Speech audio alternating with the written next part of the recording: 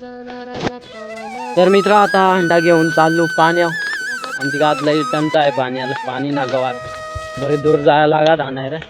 कामावरून येऊन डबल पाण्यावर जायला लागत. इथून तर 20 मिनिटं लागतात पाणी आणायला आणि तिकडून यायला डबल अर्धा तास लागत होत.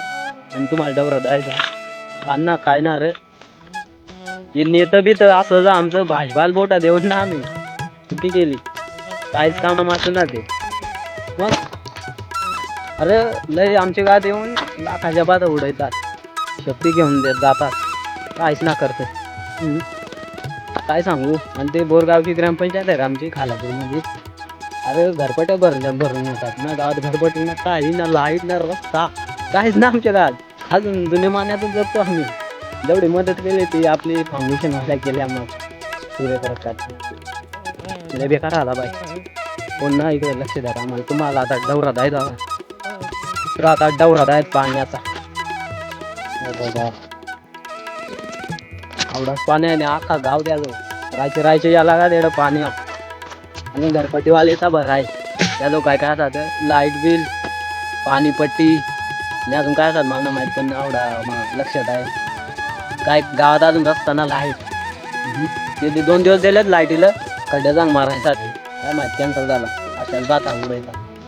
हे व्हिडिओ कोण पोचल मला ना माहीत. आणि आमच्या गावात कोण लाईट रस्ता देईल ना काय पक्ष प्रवेश कर बायको नंतर ते असतं देव खरं सांग मोदील बोटा दे ना. अजून वाट लागणार आहे. अण्णा काहीच नाही र. नेते बिते काहीच कामाचे नाही ते. गावात ना लाईट ना रस्ता. अजून जुन्या जमान्यातच आहो आम्ही. खालापूर तालुक्यातील उंबरणेवाडी येथील तरुण प्रदीप उघडा याच्या तोंडून निघालेल्या या शब्दांमध्ये केवळ नाराजी नाही तर वर्षानुवर्ष दुर्लक्षित राहिलेल्या आदिवासी वस्तीची वेदना दडलेली आहे. आज विज्ञान तंत्रज्ञानाच्या युगात देश प्रगतीच्या गप्पा मारत असतानाच रायगड जिल्ह्यातील उंबरणेवाडी, आरकसवाडी, पिरंकडवाडी या दुर्गम वाड्यांमध्ये मात्र अजूनही मूलभूत सुविधांचा अभाव आहे. ना व्यवस्थित रस्ता, ना पुरेसा वीज पुरवठा, ना पिण्याच्या पाण्याची व्यवस्था.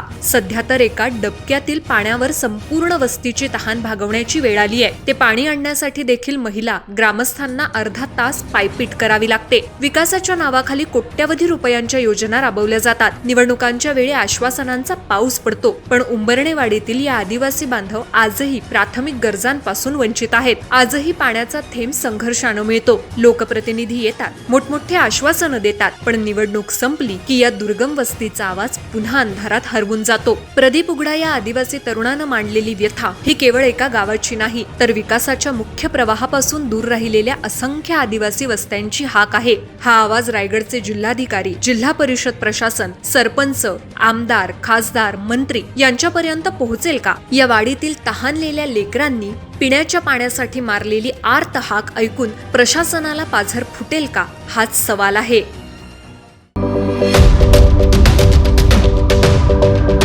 यूट्यूबवर सुद्धा रायगड टाइम्स सर्च करा आणि पहा रायगडच्या कानाकोपऱ्यातील प्रत्येक बित्तम बातमी.